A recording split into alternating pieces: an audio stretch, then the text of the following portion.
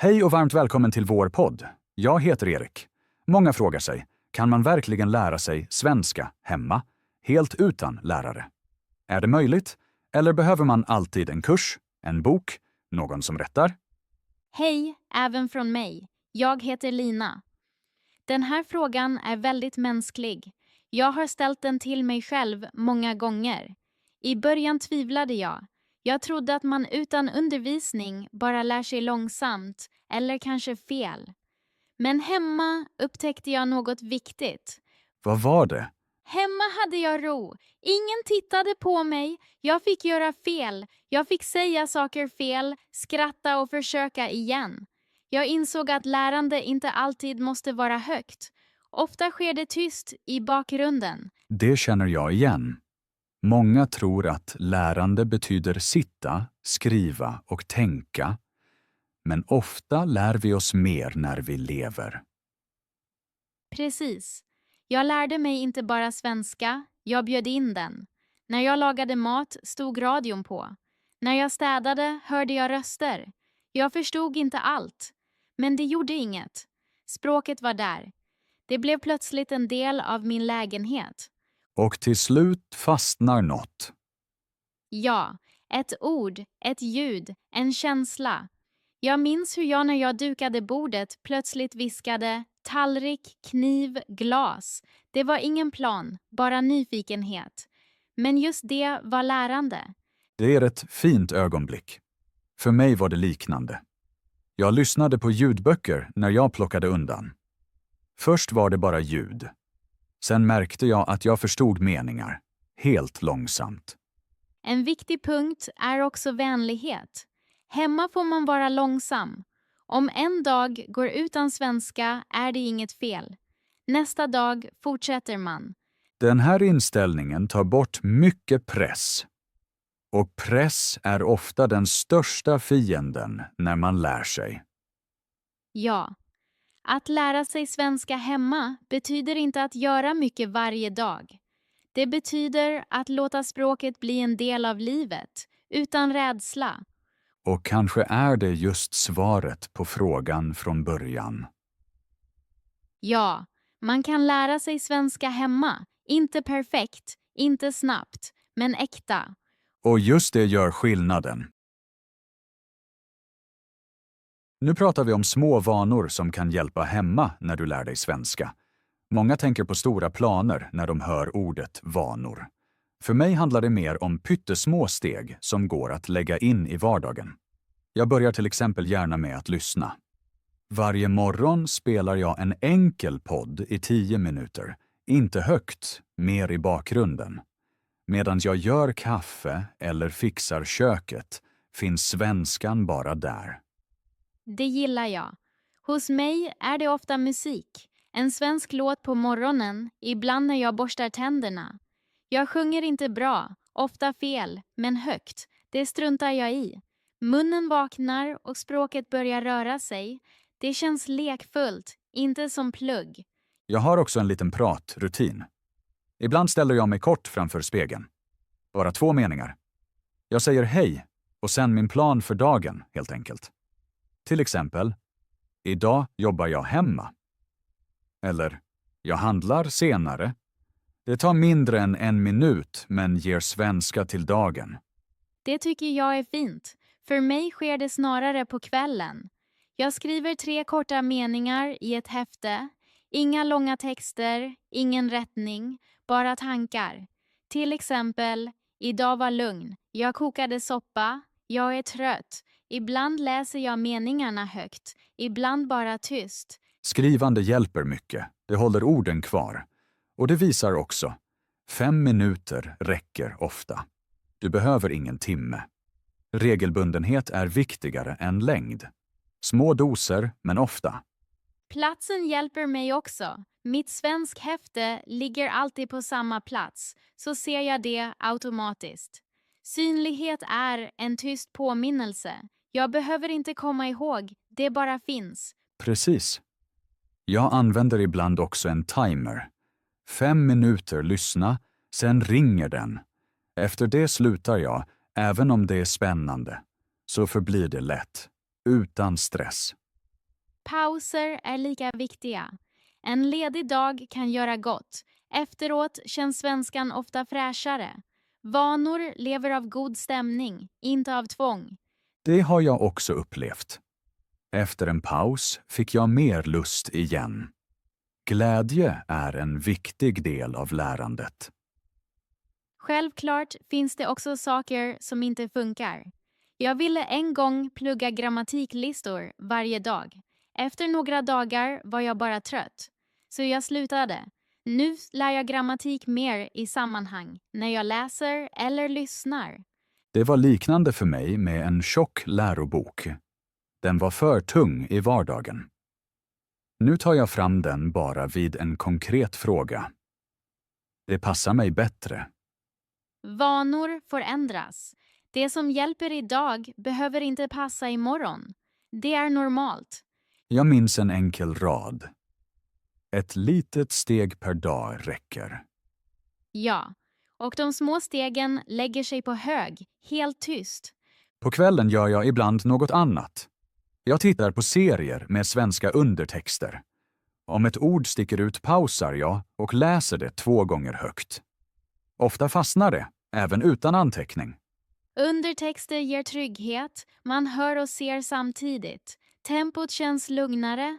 Alla de här små sakerna visar att lära svenska hemma är möjligt. Inte perfekt, men levande. Och just det gör vanor starka. De anpassar sig till livet. Nu dyker vi in i ett ämne som följer många, ofta varje dag. Det handlar om fel. För mig var fel väldigt närvarande under min svenska resa. Ett av mina första stora ögonblick var i mataffären. Jag ville köpa 1 kilo plommon, men sa ordet bara i singular. Kassörskan lade ett enda plommon på vågen. Då blev jag varm, men jag började också skratta. Det skrattet hjälpte mig att tala vidare. Det känner jag väl igen. Fel var dagliga gäster hos mig. Mitt starkaste ögonblick var på posten. Jag förväxlade brev och kuvert. Jag bad om ett stort brev och fick papper. Jag stod där, förvirrad, och visade formen med händerna. Det var obehagligt, men hemma senare märkte jag hade pratat. Jag hade gjort mig förstådd, även utan perfekta ord. Just det är viktigt. Fel visar att man talar. Utan samtal finns inga fel, men heller ingen utveckling. Jag började skriva ned roliga fel. Inte för att klanka på mig, utan för att skratta senare.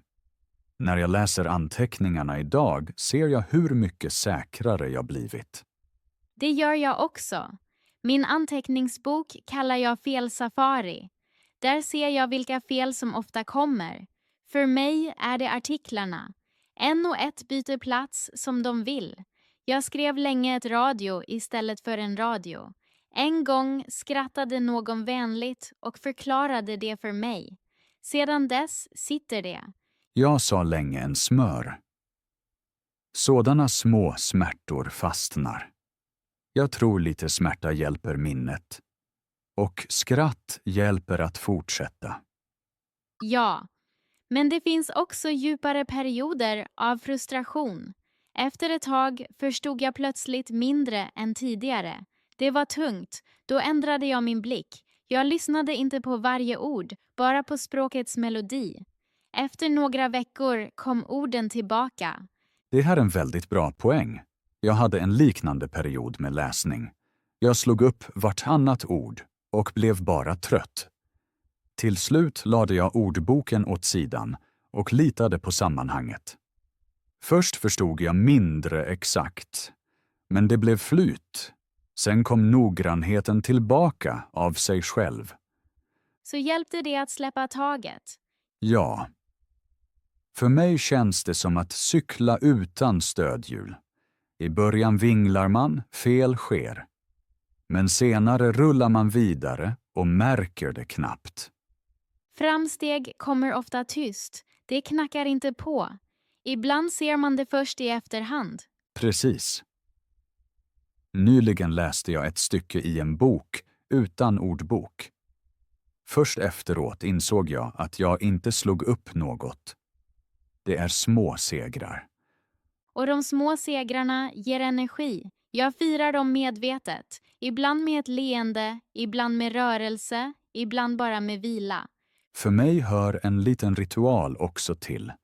En god kopp kaffe, ett kort ögonblick för att stanna upp. Det säger mig, du har gått vidare. På lugna dagar tittar jag på gamla fel. Inte kritiskt, utan vänligt. Jag ser hur mycket som har förändrats. Det minskar spänningen. Man mäter framsteg inte bara i nya ord, utan också i mer lugn i huvudet. Precis. Fel tappar då sin tyngd. De blir en del av vägen.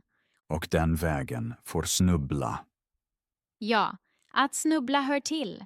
Och ibland leder det till ett leende. Med det avslutar vi ämnet. Felen stannar, men de bär oss vidare. Du har kanske redan hört många tips på vägen mot svenska. Vissa hjälpte, andra förvirrade mest. Just det vill vi prata om nu. Det handlar om vad vi lärt av andra människor, helt utan att planera, i det riktiga livet. Ja, ingen lär ett språk helt ensam. Någon säger alltid en mening som fastnar. Ibland förstår man först senare hur viktig stunden var. För mig var det min första tandempartner. Hon hette Eva och var mycket tålmodig. Hon sa en gång, fel är musik. När någon hör fel förstår hen att du talar modigt. Det tog bort min rädsla. Det är en väldigt fin bild. Min första lärare sa något annat, men lika viktigt. Lyssna 2 gånger, tala 1 gång. Det gjorde mig lugnare. Jag svarade inte direkt, utan lät meningen vila kort. Och så lyssnade jag bättre och talade klarare. En vän från Göteborg gav mig ett mycket praktiskt tips. Han menade att man i samtal ska ställa en motfråga. Om jag inte förstod sa jag bara, hur menar du? Samtalet levde vidare och jag lärde mig utan stress. Ett råd från min granne hjälpte mig mycket. Hon gav mig en ljudbok och sa, lyssna först, läs sen. Mitt huvud kände redan klangen. När jag senare såg texten kändes den bekant. Jag fick också rådet att läsa barnböcker högt. I början tyckte jag det var lite konstigt. Men de enkla orden ur vardagen fastnade snabbt. Jag läste då Pippi Långstrump. Meningarna är korta och livliga. När jag läste högt lekte jag med röster. Så lärde jag betoning och rytm utan att märka det.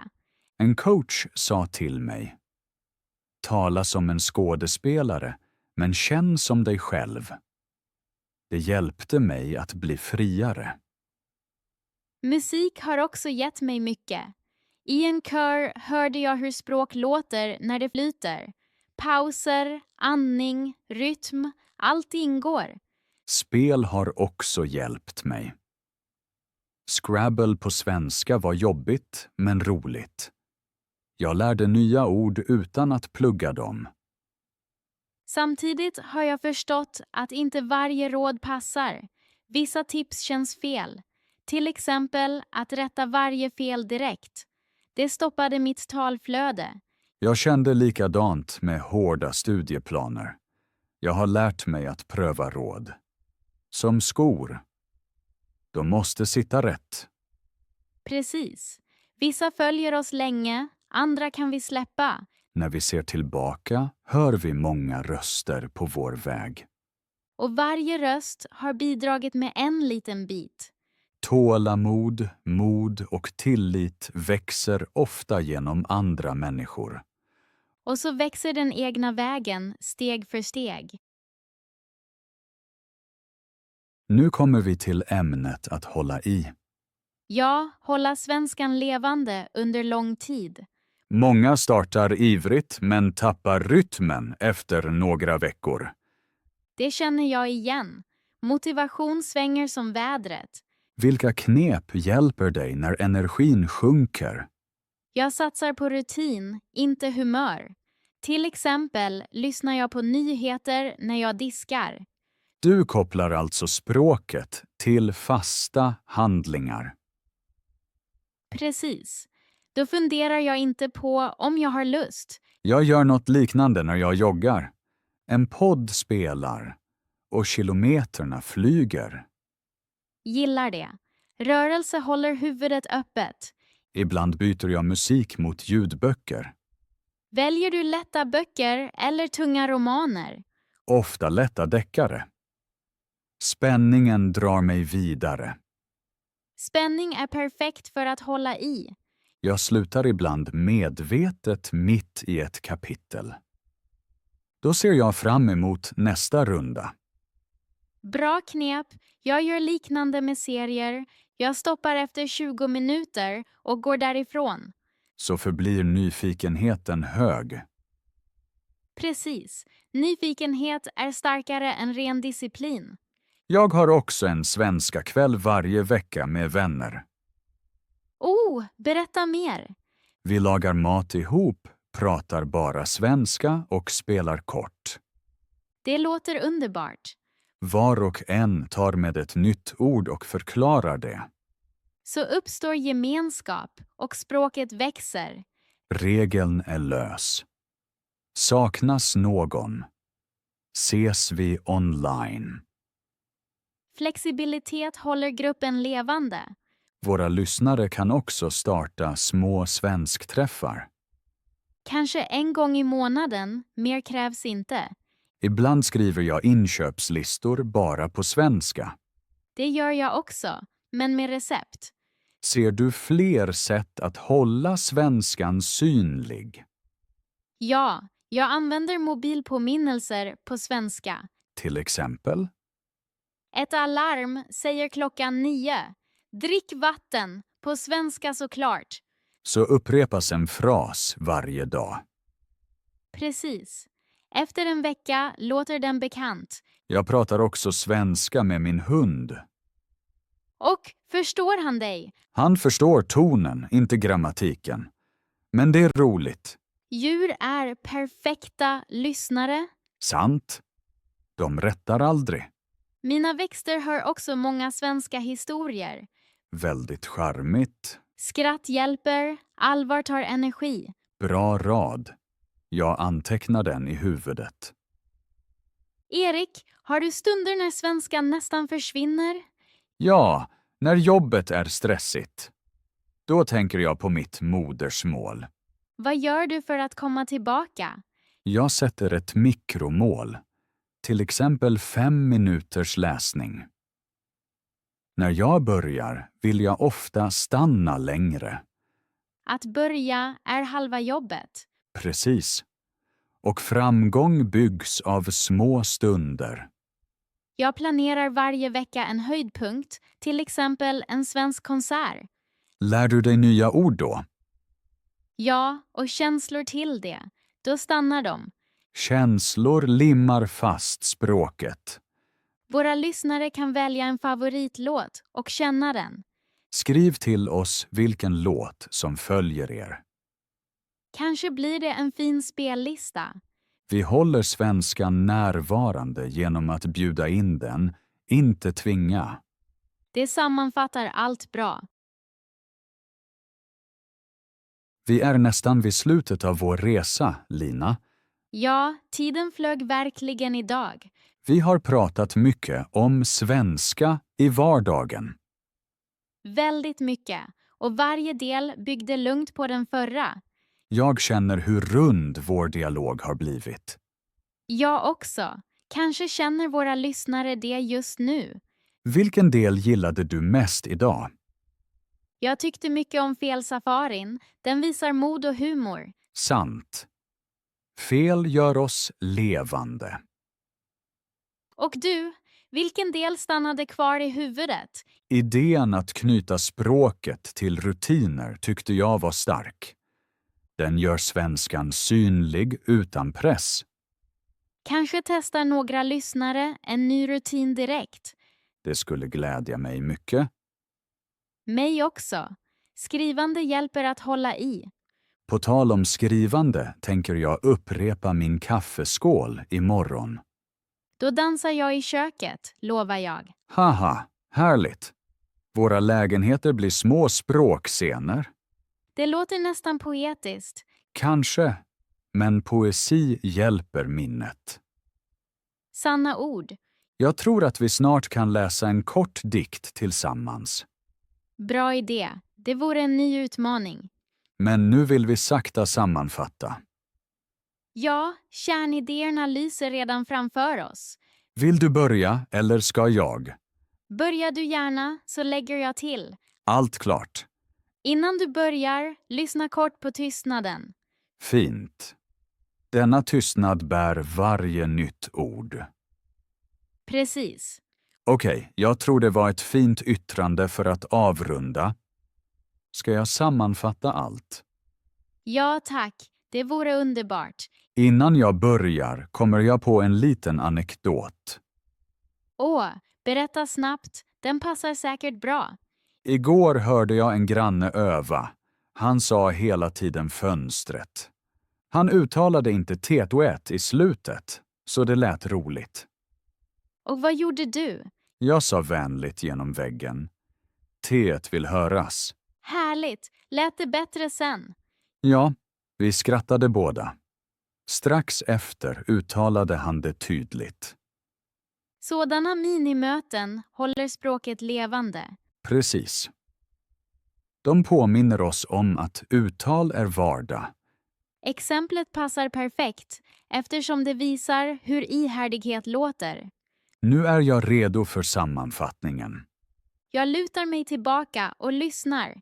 Kanske hämtar lyssnarna just nu penna och papper. Bra idé. En skriftlig översikt hjälper minnet.